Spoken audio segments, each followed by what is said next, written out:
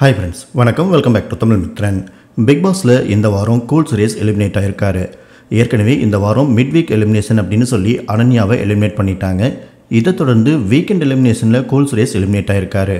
Cool Suresh பொறுத்த வரைக்கும் இத்தனை வாரங்கள் தாக்கு பிடிப்பார்னு அவரே கூட எதிர்பார்த்துருக்க மாட்டார்.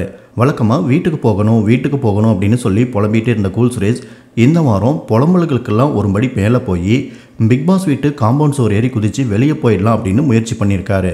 ஸோ இந்த அளவுக்கு ரிஸ்க் எடுக்கிற ஒரு போட்டியாளரை பிக் பாஸ் டீமும் கண்ட்ரோல் பண்ணுறது ரொம்பவே கஷ்டம் அப்படிங்கிறதால அவரை எலிமினேட் பண்ணியிருக்காங்க.